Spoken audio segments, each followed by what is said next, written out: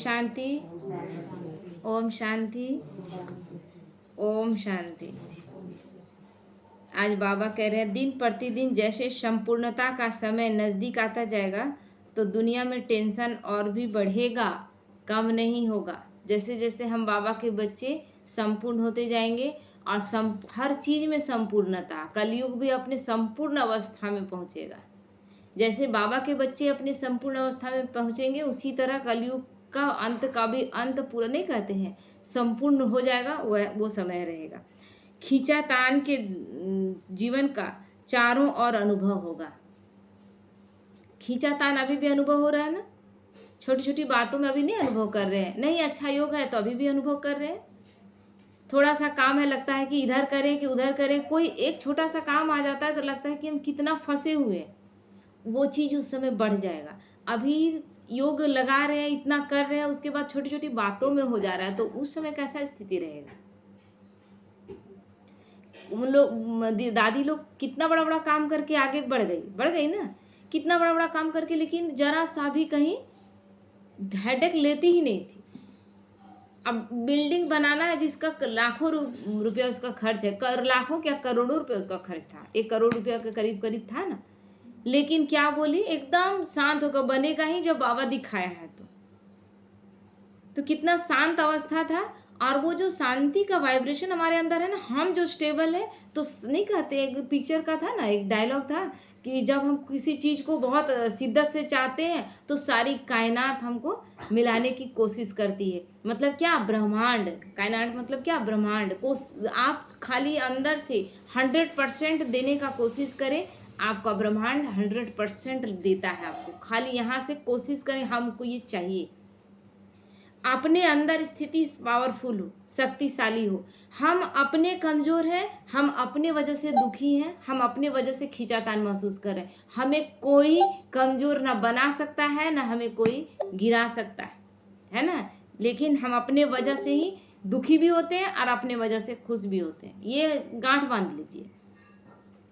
तो इसीलिए बाबा कहता है, एक तरफ से प्रकृति का, चारों तरफ से वो खींचातान का अनुभव होगा। एक तरफ से प्रकृति की छोटी छोटी आपदाओं का, नुकसान का टेंशन रहेगा, दूसरी तरफ इस दुनिया की गवर्नमेंट के कड़े लॉज का टेंशन, नियम कड़ा हो जाएगा बहुत। कैसे अभी दूसरे देशों में जहाँ पर युद्ध का स्थिति है,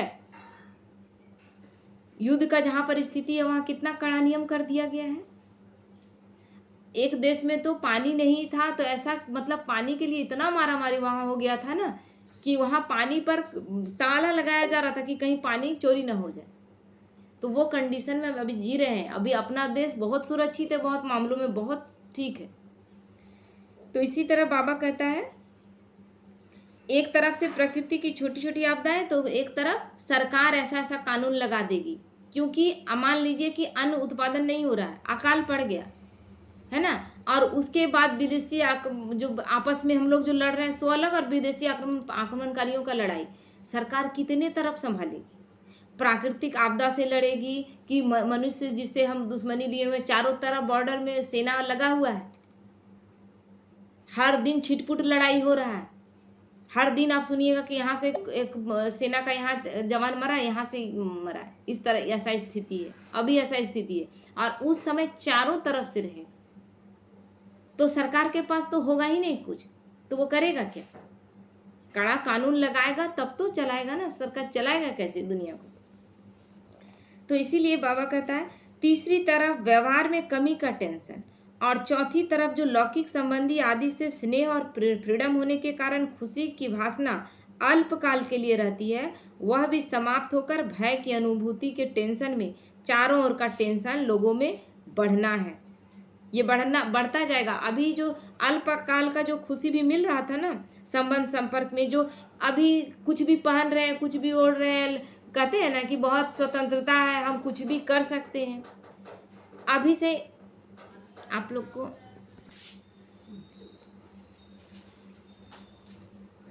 तो चारों तरफ का टेंशन लोगों में बढ़ना है। अभी जो महसूस हो रहा है कि अभी लाइन बिजली है, अभी सब कुछ है, अभी मोबाइल आ गया है, कोई भी चीज़ उसमें देख ले रहे हैं, मनोरंजन का सारा साधन उपलब्ध है, ये अल्पकाल का दिख रहा है।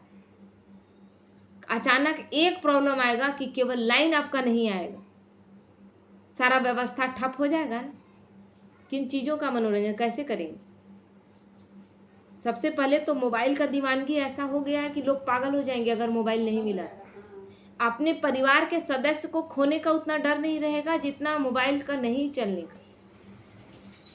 ऐसा स्थिति उत्पन्न हो जाएगा क्योंकि उसके इतने एडिक्ट हो गए हम कि उसके बिना जीना मुश्किल हो जाएगा।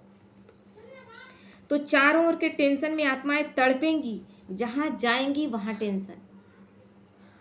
जैसे शरीर में भी कोई नस खिंच जाती है तो कितनी परेशानी होती है। शरीर में कोई नस खिंचा हुआ है ना, सारा काम आप कर रहे हैं, सब कुछ खा पी रहे हैं, लेकिन आपका सारा ध्यान उस दर्द में रहेगा क्योंकि वो खींचा हुआ है, वो ठीक हो ही नहीं रहा। वो स्थिति हो जाएगा कि हर पल खींचातान महसूस होगा, किस तरफ करें, कहाँ जाएं कि अच्छा फील हो, वो स्थिति आ जाएगी। दिमाग खींचा हुआ रहता है ना, तो ऐसे ही यह वातावरण बढ़ता जाएगा दिन प्रतिदिन। जैसे कि कोई ठिकाना नजर नहीं आएगा कि क्या करें, कहाँ जाएं। अगर हाँ करें तो भी खिंचावट और ना करें तो भी खिंचावट। मतलब क्या करें, डिसीजन लेने का ताकत नहीं रह जाएगा। कैसे रहेगा? क्या दिमाग का कोई सही यूज किए थे कभी? जिन लोगों ने लगातार मोबाइल यूज किया है वो दिमाग यूज किए?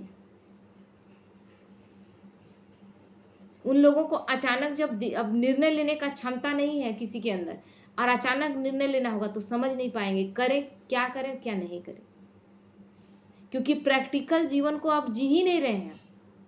प्रैक्टिकल जीवन कैसे जीना है उसको भूल गए हैं। हम तो आर्टिफिशियल जीवन जी रहे हैं। हम तो मोबाइल देख देख कर सोच रहे हैं कि यही दुनिया है। अभी तो सबसे खराब एक चीज चला है टिकटॉक वीडियो, और इससे सब पागल हो गए। टिकटॉक वीडियो में इतना जल्दी जल्दी चेंज होता है ना, डायलॉग चेंज होता है, दृश्य चेंज होता है, उसके बाद तुरंत दूसरा वीडियो आ जाता है।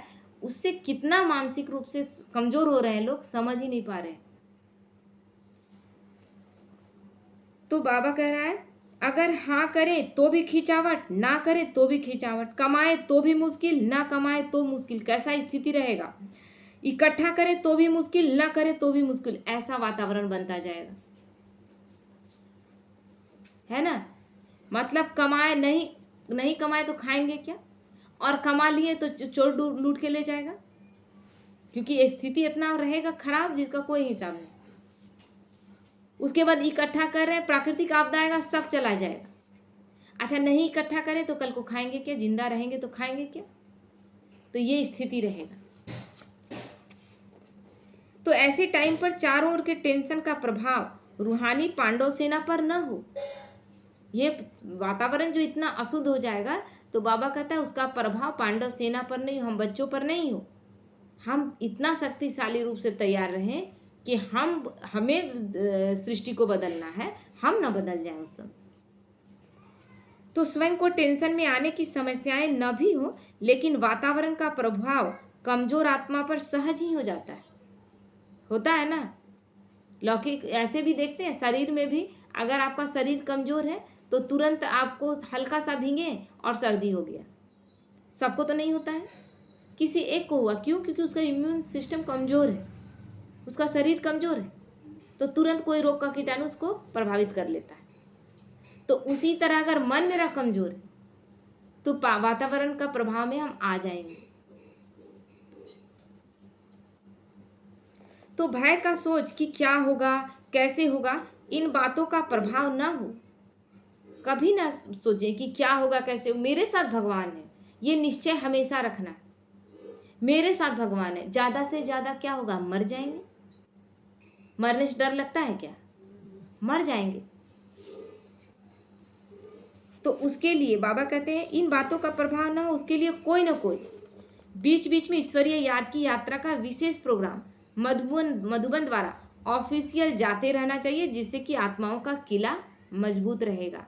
अर्थात कुछ न कुछ डायरेक्शन मिलते रहना चाहिए, जिससे हम अपना एक सुरक्षित किला बना सके। जहाँ अपने घर में योग करते हैं एक ही स्थान में योग करें, है ना, घर ही में कर रहे हैं।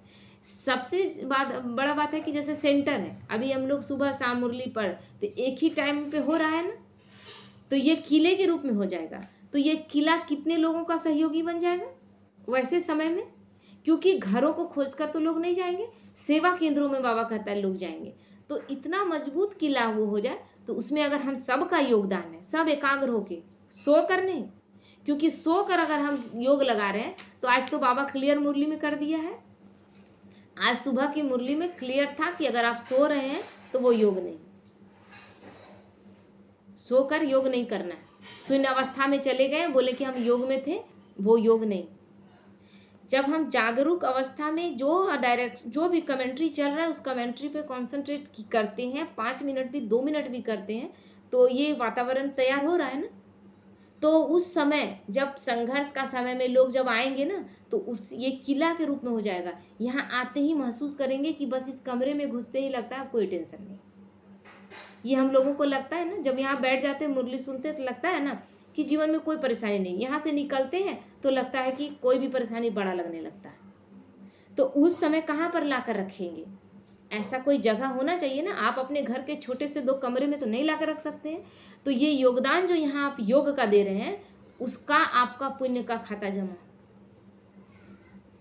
तो इसीलिए बाबा कहता है अभी ऐसा कोई वातावरण बनाओ जो वातावरण चुंबक जैसा कार्य करे और चारों ओर से आत्माएं चारों ओर फैल जाए। अगर बाबा कहते हैं शांति, सुख या प्रेम चाहिए तो यहाँ मिल सकता है, लोगों को लगने लगे, एडवर्टाइजमेंट हो जाए कि वहाँ जाते हैं ना बहुत अच्छा फीलिंग आता है, वहाँ जाते हैं ज्ञान सुनते हैं ना तो एकदम मन एकाग्र हो जाता है, मन में कोई बात याद नहीं आता है।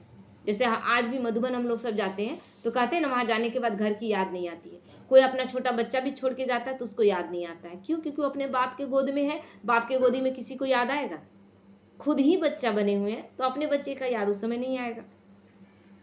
तो आजकल वाणी की बजाय वाइब्रेशन से प्राप्ति करने के इच्छुक ज़्यादा हैं। स्पीच करो लेकिन उसके पहले ऐसे वातावरण की आवाज़ जरूर फैला, है ना। स्पीच से मतलब बातों से लोग उतना अट्रैक्ट नहीं होंगे जितना आपका वाइब्रेशन से होंगे। हम वहाँ गए, हमको अच्छा लगा। ज्ञान सुनने के लिए क्या होता है कि ज्ञान सुनने में अब इतना कमजोरी आ जाएगा आत्मा में ना कि ज्ञान सुनने का भी शक्ति नहीं रहेगी। उसे शक्ति चाहिए तो ज्ञान देने से वो शक्ति थोड़ी ना मिलेगा। शक्ति हम अपनी शक्ति से उसको भरपूर करेंगे, यानी अपने वाइब्रेशन से। हम शांत हैं तो दूसरे को शांति का अनुभव करा सकते हैं। हम अशांत हैं तो हम अशांति का वाइब्रेशन ही फैला रहे हैं। तो बाबा कहता है सभी अनुभव करें जैसे प्यासे की प्यास पानी से बुझ जाती है, ऐसे आत्माओं की शांति सुख की प्यास बुझ जाए। जैसे स्थापना के शुरू में एक दिन भी कोई सत्संग में आ जाते थे तो पहले दिन ही कुछ न कुछ अनुभव करके जाते थे। ब्रह्मा बाबा जब शुरुआत किया था ना, क्यों उतना लोग अचानक से सोचते हैं कि बड़े बड़े घर की माताएं सब आकर समर्पित हो गई।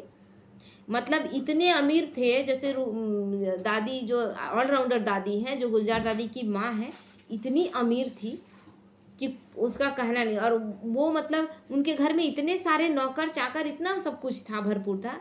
उसके बाद वो समर्पित हो गई, है ना।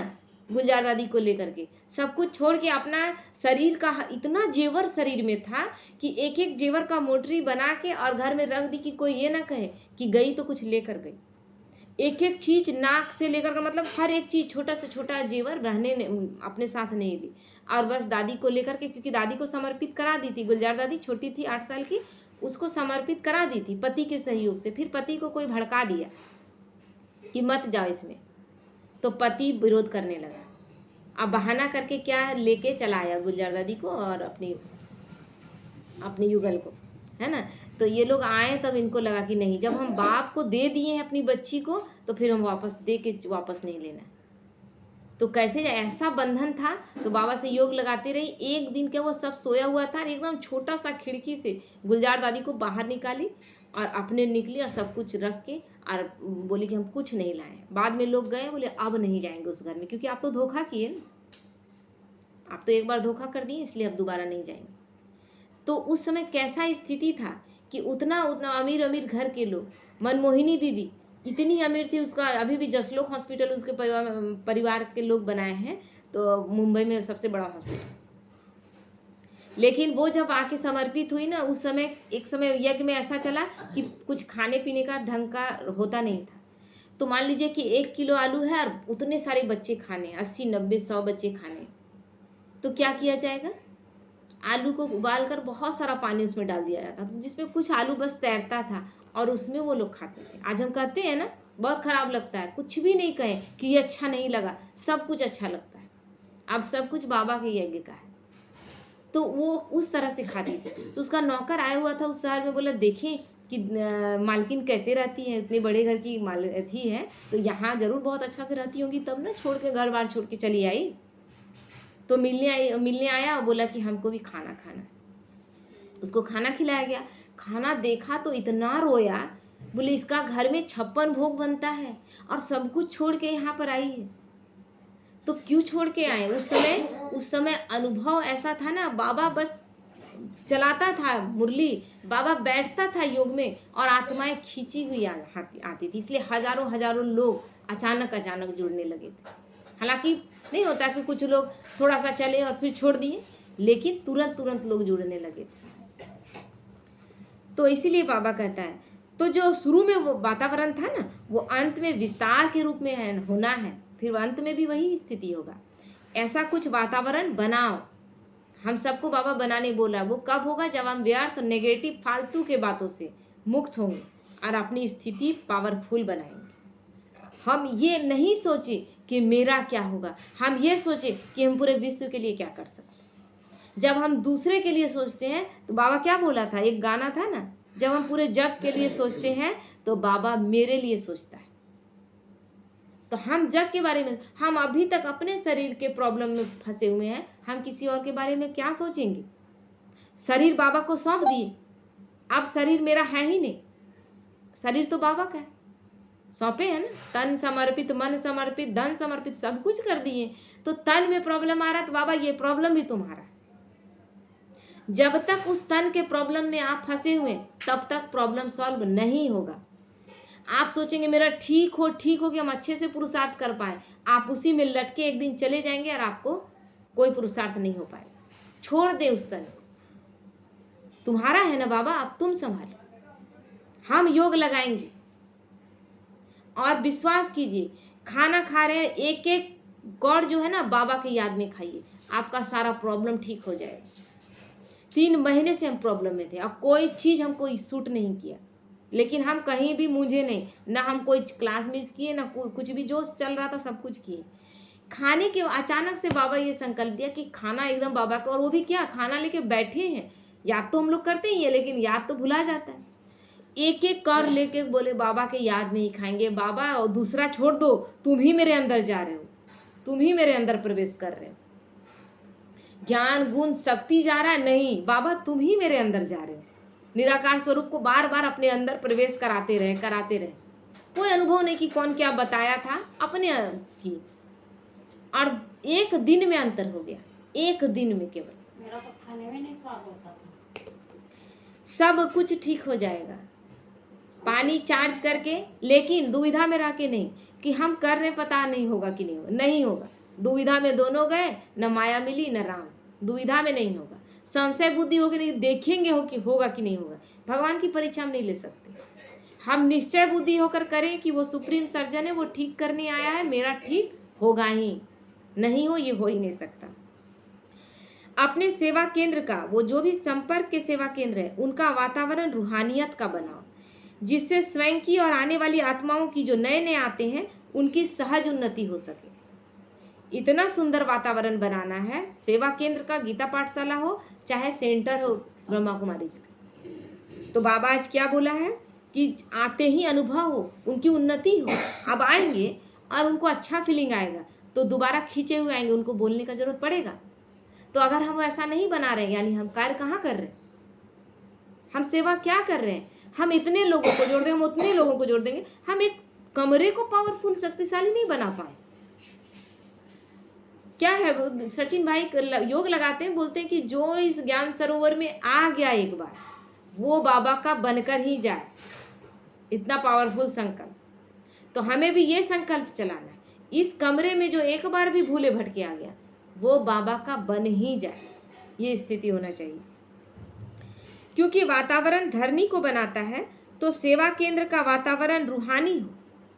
जो भी सेवा केंद्र पर आते हैं, वह एक तो अपने गृहस्थ व्यवहार के झंझट से आते हैं, गृहस्थ व्यवहार में इतनी सारी परेशानियां झेल के आती है ना, माताएं बहनें कितना सारा, सास ननद परिवार कितना सारा चीज को, सबके अलग अलग व्यवहार को देखती है। तो गृहस्थ के वातावरण से थके हुए होते हैं, तो उन्हें एक्स्ट्रा सहयोग की आवश्यकता होती है। वो अच्छा फील करेंगी तब तो दोबारा आएंगी ना, क्योंकि घर में उनको बोझिल महसूस हो रहा था, यहाँ आ रही है तो अच्छा लग रहा है, फिर आएंगी, ऐसे क्यों आएंगी फिर। तो रूहानी वायुमंडल का उनको सहयोग देकर सहज पुरुषार्थी बना सकते हो। मेहनत है इसमें, उसको सहज पुरुषार्थी बना दिए, पुण्य का खाता हमारा जमा हो गया। हम इतने लोग यहाँ पर बैठे हैं, कितने लोग हैं, इतने लोग बैठे हैं ना, 10-12 लोग हम लोग बैठे हैं सब मिला के। अब इतने लोगों में हमने सब ने योग का वाइब्रेशन फैलाया है ना, योग का वाइब्रेशन फैलाया, ये कमरा शक्तिशाली हो गया। लेकिन इसमें जिसने सहयोग किया, जो कहीं और भटका हुआ था, उसका पुण्य का खाता में उसका और माइनस होगा, क्योंकि आप व्यर्थ नेगेटिव सोच रहे थे, ध्यान आपका दूसरा तरफ था, यानी वातावरण को आपने गलत करने का कोशिश किया, भटकाने का कोशिश किया। आपने नींद ली, यानी सबको नींद में खींचने की कोशिश की, आपका माइनस होगा। लेकिन सबने अगर एकाग्रता का सहयोग देकर वातावरण को शक्तिशाली बना दिया, तो सबका पुण्य का खाता जमा होगा।